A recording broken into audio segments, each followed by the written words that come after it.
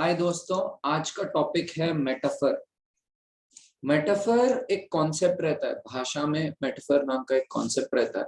ये कॉन्सेप्ट का प्रयोग करके हमारा सोच को हम बदल सकते हैं। तो हमारा सोच का और हमारा भाषा का देखने का नजरिया कैसे बदल सकते हैं, ये आज ये डिस्कशन के थ्रू हम जानेंगे।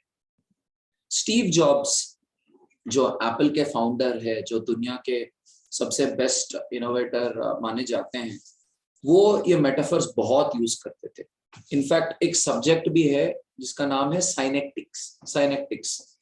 और इस सब्जेक्ट में क्रिएटिविटी कैसे पढ़ाया जा सकता है, जैसे कि मैथ्स पढ़ाते हैं, फिजिक्स पढ़ाते हैं, कोई भी सब्जेक्ट पढ़ाते हैं, क्रिएटिविटी कैसे क्रिएटिव बनो और कैसे ऐसे प्रोडक्ट्स बनाओ। जैसे आप एप्पल देखोगे, आईफोन या मैक इतना महंगा रहता है क्योंकि वो काफी क्रिएटिविटी के साथ बनाते हैं और जो यूजर उनका प्रयोग करते हैं उनको बहुत अच्छा महसूस होता है और लोगों को थोड़ा बेटर प्रोडक्टिविटी भी महसूस होती है कि लोग ज्यादा काम कर पाते हैं क्योंकि उनका एक्सपीरियंस अच्छा है जब वो ऐसे प्रोडक्ट्स यूज करते हैं। तो ऐसा क्रिएटिविटी, ऐसा हाई वैल्यू क्रिएटिविटी अगर आपको क्रिएट करना है तो कैसे करना है, तो वो एक सब्जेक्ट की तरह पढ़ाया जाता है और उसको साइनेक्टिक्स बोलते हैं। और स्टीव जॉब्स ये साइनेक्टिक्स का बहुत प्रयोग करते थे, भले कि उनको पता नहीं था कि ऐसा सब्जेक्ट है साइनेक्टिक्स बोल के, बट वो साइनेक्टिक्स का बहुत प्रयोग करते थे और आज हम वो भी देखेंगे। स्टीव जॉब्स बोलते थे कि हम आपके माइंड के लिए बाइसाइकिल बना रहे हैं, आपके माइंड के लिए बाइसाइकिल बना रहे हैं। What do you mean by bicycle of the mind? उसका मतलब क्या होता है? तो स्टीव जॉब्स ने साइकिल को माइंड के साथ कंपेयर किया है। क्यों कंपेयर कर रहे थे वो? क्या? क्योंकि तब जब स्टीव जॉब्स ये बता रहे थे इंटरव्यू में, तब कंप्यूटर उतने पॉपुलर नहीं थे, हर कोई कंप्यूटर यूज नहीं करता था। बहुत थोड़े लोग, बहुत कम लोग कंप्यूटर यूज करते थे। तो उनको समझाना था कि कंप्यूटर के साथ क्या होगा, अगले 30-40 साल में कंप्यूटर के थ्रू कैसे कैसे रेवोल्यूशन होगा, उनको वो समझाना था। तो इसीलिए उन्होंने बाइसाइकिल को कंप्यूटर के साथ कंपेयर किया और उन्होंने बोला जैसे कि एक बाइसाइकिल आपको एक जगह से दूसरे जगह तक पहुंचा देती है जल्दी, आपके चलने की जो क्षमता है आपके अंदर जब पैदा होते तभी आपके अंदर ये क्षमता है, जो चलने की क्षमता हर एक इंसान में रहता है, वैसे ही हर एक इंसान में सोचने की क्षमता रहती है। तो जैसे साइकिल वो चलने की क्षमता को बढ़ा रही है, कंप्यूटर सोचने की क्षमता को बढ़ाएगी, ये वो समझा रहे थे। थोड़ा हम ये मेटाफर के ऊपर थोड़ा और एनालाइज करते हैं। तो कंप्यूटर का जो स्क्रीन रहता है उसको डेस्कटॉप बुलाते हैं। डेस्कटॉप क्यों बुलाते हैं? डेस्कटॉप का एक्चुअल मीनिंग क्या होता है? वो शब्द का अगर आप मीनिंग लोगे तो उसका मीनिंग क्या निकलता है? डेस्कटॉप मतलब आपका कोई डेस्क है और उसके ऊपर जो है उसको डेस्कटॉप बुलाते हैं। जनरली आपके टेबल के ऊपर क्या रहता है? आपको जो चीजें बहुत इंपॉर्टेंट है वही रहते हैं, और कंप्यूटर में भी डेस्कटॉप तो वही होता है, जो चीजें बहुत इंपॉर्टेंट है वो उधर रहते हैं ताकि आप जल्दी उनको यूज करो। तो हम सारे सॉफ्टवेयर के जो कंसेप्ट है उनको हमारे दुनिया के जो चीजें रहते हैं, जो हम अच्छा पहचानते हैं, जिनके बारे में हमारा जानकारी अच्छा है, तो उनसे लिंक किया जा रहा है। जैसे कि अगर आप आपका ब्राउजर देखोगे अभी, वो मिनिमाइज, रिस्टोर, क्लोज 3 बटन रहते हैं ऊपर, वहां पे ट्रैफिक लाइट के कलर्स आ जाते हैं।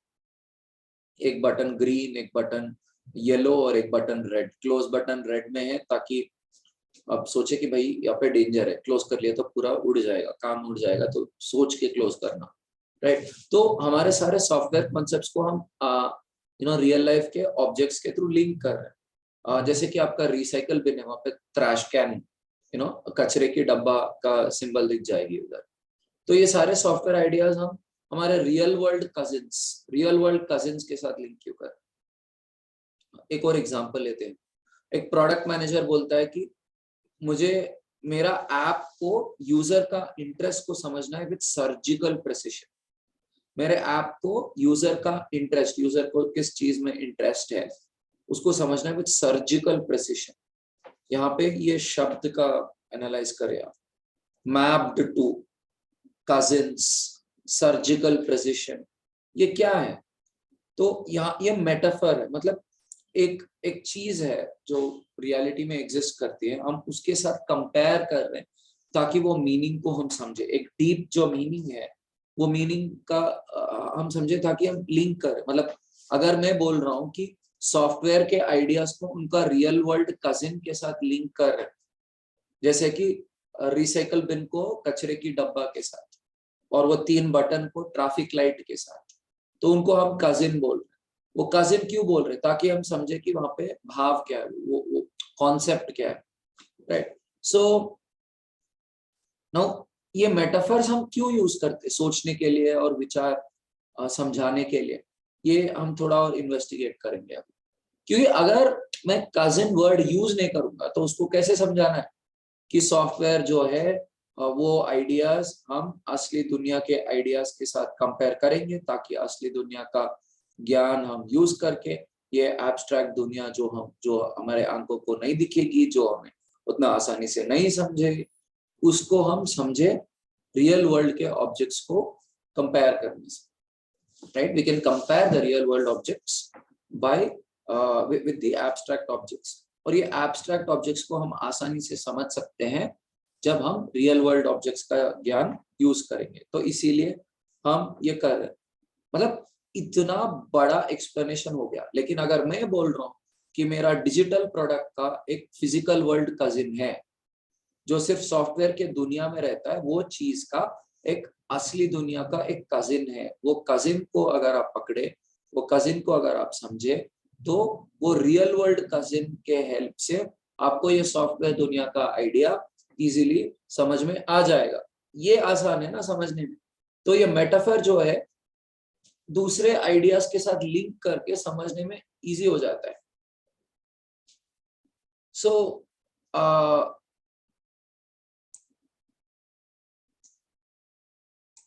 कभी कभी हम बोलते हैं let's break the sentence, break the sentence. यहाँ पे ये शब्द देखिए क्या कर रहे हैं आपके दिमाग को, ये शब्द क्या कर रहे हैं आपके दिमाग को। और हम बोल रहे हैं what does it do to your mind? Does the word cousin do something? शब्द थोड़ी कुछ करता है, बट हम बोल रहे हैं कि वो शब्द आपके दिमाग को ऐसा चलाता है, बट शब्द नहीं चलाता है। बट वो ये भी तो मेटाफर है कि हम एक जो मीनिंग है डू, उसको थोड़ा और क्रिएटिविटी देके एक मेटाफर बना के, मेटाफर के थ्रू नया विचार बना पा रहे। हम बोल रहे ये शब्द आपका दिमाग को तेज चलाता है, ये शब्द आपके दिमाग को ऐसा सोचने का इन्फ्लुएंस करता है। असल में वो शब्द वो काम नहीं करता, लेकिन हम ऐसे बता रहे हैं, मतलब कविता आ रही है, राइट? उसको मेटाफर हम बोल रहे हैं। वो कविता के माध्यम से हमें नया विचार समझ में आ रहा है। सो अगर और हम ये भी बोल रहे हैं कि सेंटेंस को ब्रेक करो, सेंटेंस को हम थोड़ी ब्रेक कर रहे हैं, बट अगेन ये बहुत पोएटिक एक्सप्रेशन है। मतलब कविता के माध्यम से कुछ बड़ा सोच को आसानी से हम समझा रहे हैं कि ये सेंटेंसेस काफी चैलेंजिंग हो सकते हैं अगर आप ज्यादा अंग्रेजी नहीं पढ़ते। तो यहाँ पे बात अंग्रेजी और हिंदी के बीच में नहीं है, बट ये है कि हिंदी के लिटरेचर में आपको ये टेक्नोलॉजी और बिजनेस का आइडिया ज्यादा मिलते नहीं। आप जितना भी देशभक्ति करना है कर लो, बट ये है कि हिंदी में इतना टेक्नोलॉजी और बिजनेस का लिटरेचर नहीं है। इसीलिए नहीं है बिकॉज ये रिलेटिवली नए सब्जेक्ट्स है, and in recent times is not been उतना राइटिंग हुआ नहीं है हिंदी में।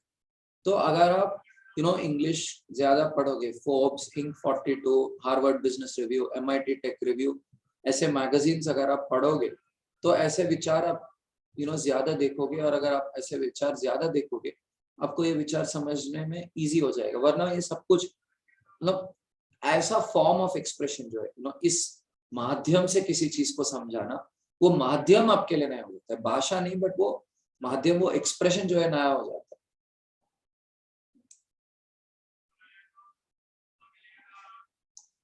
सो अभी फिर वही सवाल उठता है कि ये मेटाफर क्यों यूज करते हैं?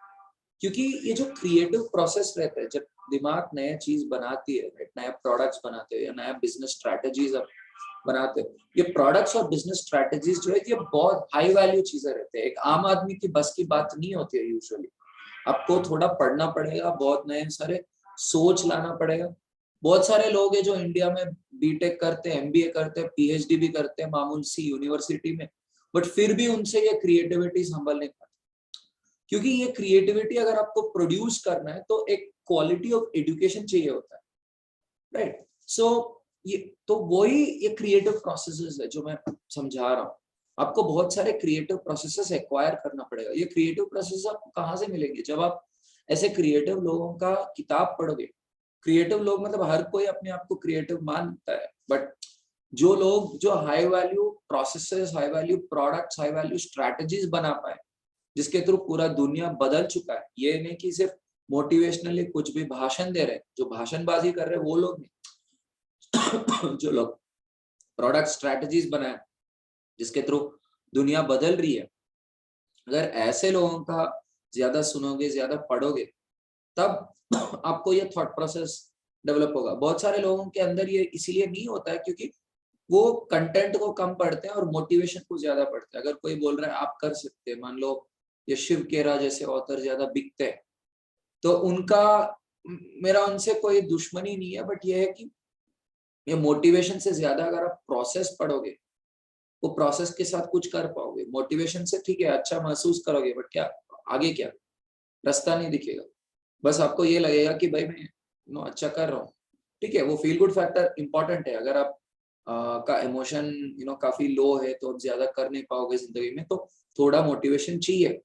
बट मोटिवेशन के थ्रू आपको रास्ता नहीं मिलता है, प्रोसेस के थ्रू रास्ता मिलता है। तो ये जो प्रोसेसेस यूज करते क्रिएटिव लोग, ये जो रास्ते वो चुनते हैं, वो काफी काउंटर इंट्यूटिव है। मतलब आपका दिमाग जो बोलती है उसके ऑपोजिट रहता है। मतलब काफी डिफिकल्ट हो जाता है उसको समझने में, क्योंकि वो जो जो दुनिया हम जानते हैं वो दुनिया के नियम के कंप्लीट अगेंस्ट जाती है। तो ऐसा रूल तोड़ के ही ये लोग ये high value technology, high value businesses ये बना चुके हैं। तो अगर उनको ये सब कुछ समझाना है तो उनको एक इंट्यूटिव होल्ड चाहिए होता है। ये इंट्यूटिव होल्ड क्या होता है? तो इंट्यूशन जो रहती है, आपके दिमाग के अंदर एक आवाज रहती है जो बोलती है कि सोल्यूशन क्या होगा वो प्रॉब्लम को। आपके अंदर एक आवाज रहती है, हर इंसान के अंदर ये आवाज रहता है, इसको हम इंट्यूशन बोलते हैं। ये इंट्यूशन यूज करके ही हम प्रॉब्लम्स का सोल्यूशन निकालते हैं। तो काउंटर इंट्यूटिव मतलब आपके इंट्यूशन के अगेंस्ट जो आइडियाज आते हैं थोड़े डोमेन्स में। फॉर एग्जांपल मान लो आप बॉक्सिंग कर रहे हो, आपका इंट्यूशन क्या बोलेगा? अगर कोई पंच कर रहा है तो पीछे जाओ।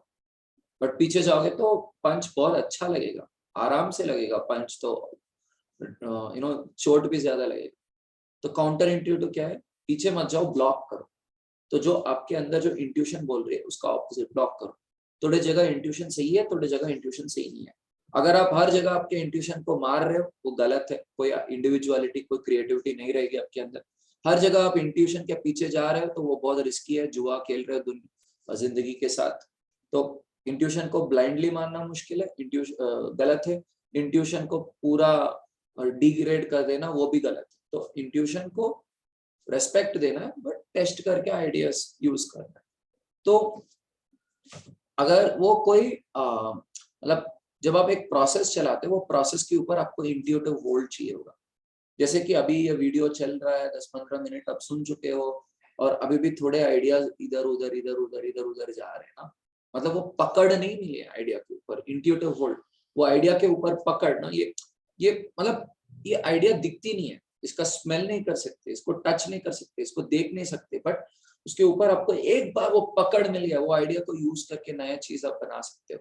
तो वो क्रिएटिव प्रोसेस जो लोग यूज करते हैं, हाई वैल्यू टेक्नोलॉजी क्रिएट करने वाले, वो क्रिएटिव प्रोसेस के लिए आपको क्रिएटिव वो पकड़ चाहिए उसके ऊपर, राइट। एक बार वो पकड़, वो मजबूती का वो पकड़ मिल गया ना, वो ही प्रोसेस आप यूज करके बार बार यूज करके नई चीजें बना सकते हो। जैसे स्टीव जॉब्स को वो पकड़ मिली थी। तो ये इंट्यूटिव होल्ड, वो पकड़ जो मिलने के लिए हम मेटाफर यूज करते हैं, ताकि वो विचार को हम अलग अलग मैनर में हम लोगों को बताते, ताकि हमारे माइंड के अंदर वो इंट्यूटिव होल्ड हमें मिल जाए। तो बट एक बात मैं आपको बताना चाहता हूँ जो काफी इंपॉर्टेंट है। जब आप एक्सपर्ट्स को सुनते हो ना, तो जब वो मेटाफर ऐसे यूज करते थे नो, एक पोएटिक या कविता के माध्यम से जैसे वो बता रहे, राइट, कभी क्या होता है वो मेटाफर को हम सीरियस ले लेते हैं, मतलब वो मेटाफर जो जो स्टोरी वो बता रहे हैं वो स्टोरी में अटक जाते हैं, और लार्जर जो भाव है, बिग पिक्चर जो है, वो हम भूल जाते हैं। तो हमें स्टोरी में अटकना नहीं है, वो मेटाफर में अटकना नहीं है, मेटाफर को कैसे समझना है वो हमें सीखना पड़ेगा। तो जब आप मेटाफर ज्यादा पढ़ोगे, इंग्लिश लिटरेचर ज्यादा पढ़ोगे, मेटाफर को कैसे समझना, मेटाफर के ऊपर एक्सरसाइजेस ज्यादा करोगे, तो आपको ये पता चलेगा कि मेटाफर को कैसे समझना है। I mean, ये लेक्चर में ही मैंने आपको बहुत सारे मेटाफर्स का एग्जांपल्स दिया, और मैंने बोला कि ये पोएटिक एक्सप्रेशन के थ्रू एक अच्छा सा आइडिया कैसे समझाया जा सकता है सिंपल मैनर में। तो कभी कभी क्या होता है, मेटाफर को आप लिटरली ले लेते हैं, ठीक से समझते नहीं है, और कभी कभी ऐसा होता है कि मेटाफर को इग्नोर ही कर लेते हैं, कि छोड़ देते, क्योंकि अरे समझने में ज्यादा दिक्कत हो रही है बोल के छोड़ देते। अगर आप लिटरली ले लिए या छोड़ दिए, तो आपको वो क्रिएटिव प्रोसेस मिस हो गया। एक्सपर्ट को क्यों सुन रहे हैं? एक्सपर्ट का हाई वैल्यू क्या है? उनके अलग रास्ते हैं, और वो रास्ते के थ्रू वो high value technology, high value strategy, high value process बना पाए। अगर आपको भी वो सीक्रेट चाहिए, वो फॉर्मूला चाहिए, नया चीजें बनाने के लिए, तो ये प्रोसेस आपको चाहिए ना। जैसे कि कोई शर्लॉक होम्स इन्वेस्टिगेशन कर रहा है, कोई अच्छा सा सीबीआई ऑफिसर इन्वेस्टिगेशन कर रहे हैं, उनके रास्ते अलग रहते हैं ना। तो अलग रास्ते अगर आप सीखोगे, आप भी ऐसा जीनियस बनोगे। तो जीनियस बनना है तो ये क्रिएटिव प्रोसेस आपको चाहिए, ये रास्ते आपको चाहिए, और ये रास्ते मेटाफर के भाषा में वो लोग बता रहे हैं। जीनियस बनना है तो ये रास्ता चाहिए, ये रास्ता तो मेटाफर के भाषा में आपको दिया जा रहा है। तो अगर आपको ये रास्ता चाहिए, तो आपको ये मेटाफर समझना पड़ेगा। तो एक और एग्जांपल मैं आपको देता हूँ। स्टीव जॉब्स बोलते हैं आपको यूजर एक्सपीरियंस से प्रोडक्ट फीचर तक जाना है, उल्टा नहीं। आपको पहले यूजर एक्सपीरियंस समझना है कि आपके जो यूजर है, जो आपके प्रोडक्ट को यूज करेंगे, उनको उनको कैसे महसूस करना है आपके प्रोडक्ट यूज करते समय, पहले वो आप डिसाइड करते हो, और वहां से आप प्रोडक्ट के फीचर बनाते हो, उल्टा नहीं। जैसे कि मान लो मैं एक प्रोडक्ट बना रहा हूँ, स्विगी जैसा प्रोडक्ट बना रहा हूँ, और अगर मैं ये मानता हूँ कि मेरा यूजर को 2-3 सेकंड के अंदर खाना डिसाइड कर लेना है, तभी वो लोग अच्छा महसूस करेंगे, ये एक्सपीरियंस मैं उनको देना चाहता हूँ, तब मैं फीचर बना लूंगा। मान लो रिकमेंडेशन, कि उनका पुराने टाइम में क्या क्या ऑर्डर किए, उसके बेसिस पे रिकमेंड कर लूंगा, ताकि वो जल्दी देखेंगे और कुछ ना कुछ ऑर्डर कर ले। बट जनरली क्या होता है, लोग उल्टा करते हैं, पहले फीचर बना लेते हैं, और वो फीचर के थ्रू एक्सपीरियंस अच्छा कैसे बनाए, लोगों को अच्छा कैसे महसूस कराए, वैसे सोचते हैं। इंडिया में मैक्सिमम ऐसा होता है। बट अगर आप दुनिया के सबसे अच्छे product companies, innovative product companies आप देखते हो, जो करोड़ों में कमा रहे हैं, तो उनका प्रोसेस उल्टा रहता है। इंडिया की तरह लो क्वालिटी नहीं करते वो लोग। तो एक मैं आपको एक स्टोरी बोलता हूँ, तो उसके थ्रू ये इजीली समझ में आएगा। मान लो आपके पास एक चाकू है, चाकू के साथ आपको कोई सब्जी को काटना है। एक चीज है कि एक चाकू ले लो और चाकू से एडजस्ट कर लो और कैसे भी सब्जी को काटो। बट अगर आपके अंदर नया चाकू बनाने की टेक्नोलॉजी है, तो अगर आप नया चाकू बनाओगे तो सब्जी को आराम से काट पाओगे ना। तो क्या आप नया चाकू बनाओगे या एडजस्ट कर लो? बहुत सारे लोग तो एडजस्ट करते हैं, बट इनोवेटर्स एडजस्ट नहीं करते। इनोवेटर्स नया चाकू बना लेते। सो बहुत सारे डिजाइनर जो है वो एडजस्टिंग टाइप है, कि चलो मैंने फीचर बना लिया, वो फीचर को हम कैसे न कैसे एडजस्ट कर लें। बट स्टीव जॉब्स ऐसे नहीं थे। स्टीव जॉब्स के पास एक विजन था, तो वो उनका विजन लोगों को समझा पा रहे थे, और उनका पूरा टीम यूजर एक्सपीरियंस के ऊपर काम कर रही थी, जबकि पूरा दुनिया फीचर्स के बारे में काम कर रही है। तो नॉर्मल एंड्रॉइड फोन आप यूज करो, वहाँ पे फीचर पहले बनता, उसके बाद यूजर का एक्सपीरियंस सोचते। बट आईफोन में पहले यूजर एक्सपीरियंस सोचते, उसके बाद फीचर बनाते। तो अगर कोई आदमी आईफोन यूज करता है, उसके बाद उसको मामूली सा फोन दो, उसको यूज करने में इंटरेस्ट नहीं रहे। मान लो कोई आदमी मैकबुक यूज करता है एप्पल का, बाद में कोई और लैपटॉप दो, उसको यूज करने में मन नहीं लगता, क्योंकि एप्पल में ये जो छोटे छोटे चीजें इतना अच्छा बनाया जाता है कि बहुत मजा आता है उसको यूज करने में। क्योंकि पहले यूजर का एक्सपीरियंस वो लोग समझते हैं, उसके बाद वो यू नो फीचर के पास जाते हैं। इसको यूजर सेंट्रिक प्रॉब्लम सॉल्विंग बोलते हैं। मतलब जब आप प्रॉब्लम सॉल्विंग कर रहे हो, उसके सेंटर में यूजर खड़े रहते हैं। अगेन देखिए, ये भी मेटाफर है, कविता के माध्यम से हम कोई विचार को समझा रहे हैं। तो यहाँ पे इंपॉर्टेंट कॉन्सेप्ट क्या है, इसको मेटाफोरिकल एक्सटेंशन बुलाते हैं। अगर आपके पास कोई विचार है, वो विचार को नए नए एरियाज में भी वही विचार का प्रयोग करते। मान लो फ्लाइंग, अगर आपके पास एक हेन है, तो क्या आप बोलते हो कि हेन उड़ रहा है? हेन तो उड़ता नहीं है ना। बट अगर हेन कूदेगा, 2 मीटर कूदेगा, फिर भी आप नहीं बोलते हो कि वो फ्लाई कर रहा है, आप बोल रहे हो कि वो जंप करता है, वो कूदता है। वो उड़ता नहीं है, वो कूदता है। बट मान लीजिए आप मिल्खा सिंह के बारे में बात कर रहे हो, तो मिल्खा सिंह को फ्लाइंग सिंह क्यों बुलाते हो? वो तो भाग रहे हैं। आप क्यों बोल रहे हैं कि वो उड़ रहे हैं? कविता है ना, मेटाफर है ना। तो हम नए जो जो शब्द हमें मिलता है, वो शब्द का हम नए नए सिचुएशंस में उसका प्रयोग करते हैं। इसके थ्रू हमारे जो अंदर विचार है, उनके नए नए मीनिंग हम देते हैं, नया नया अर्थ निकलता है वही सेम विचार का, और नए नए विचार बन जाते हैं इसके थ्रू। एक नेटवर्क बन जाता है विचार का, या मेटाफर के माध्यम से। लेकिन अगर आप ठीक से नहीं कर रहे हो सब कुछ, तो आप सिर्फ दूसरों का मेटाफर लोगे, सिर्फ दूसरों को फॉलो करोगे। तो अगर आपको दूसरों को सिर्फ फॉलो नहीं करना है, तो क्या करना है? आप ये प्रोसेस ले लो, और ये इंट्यूशन ले लो, और आपके खुद के भाषा में उसको एक्सप्रेस करो। बहुत सारे लोगों को एक्सप्लेन करो, जैसे कि मैं अभी आपको एक्सप्लेन कर रहा हूँ। जब आप लोगों को एक्सप्लेन कर रहे हो, उनके प्रश्न का जवाब आप देते हो, तो आपके अंदर ही आप लिंग्विस्टिक कॉग्निटिव अपैरेटस बनाते हो। लिंग्विस्टिक मतलब भाषा, कॉग्निटिव मतलब माइंड। माइंड और भाषा के बीच में जो संबंध रहता है, वो लॉक जो रहता है, तगड़ा लॉक, वो तगड़ा लॉक का लेबोरेटरी आपके दिमाग के अंदर बैठ जाएगा। अगर आपके दिमाग के अंदर उतना तगड़ा लेबोरेटरी बैठ जाता है, समझ लो आप तो आइंस्टाइन बन गए, आप तो जीनियस बन गए। तो लैंग्वेज और कॉग्निशन का लेबोरेटरी आपके अंदर बनाना पड़ेगा। तो अगर आप बहुत सारे नया विचार सीखोगे, खुद के भाषा में उसको समझाओगे लोगों को, नया मेटाफर्स बनाओ और लोगों को समझाओ, तब आप भी जीनियस बन सकते हो। पैदाइशी हर कोई इंसान जीनियस है, शिक्षा को वो जीनियस को बाहर लाना है। तो इसीलिए ये मेंटल मॉडल्स हम सीख रहे हैं, और ये सेकेंड मेंटल मॉडल है सीरीज में। और मैं आशा करता हूँ कि आप ये मेटाफर का ज्यादा से ज्यादा प्रयोग करेंगे, और जब भी कोई मेटाफर सुनाई देगा, आप उसको अच्छा सा एनालाइज करोगे। अगर आपको कोई मेटाफर को एनालाइज करना है, ये यूट्यूब कमेंट्स में आप वो मेटाफर को डाल दीजिए, ताकि हम सभी साथ में वो मेटाफर को एनालाइज कर सकते हैं। Thank you for listening.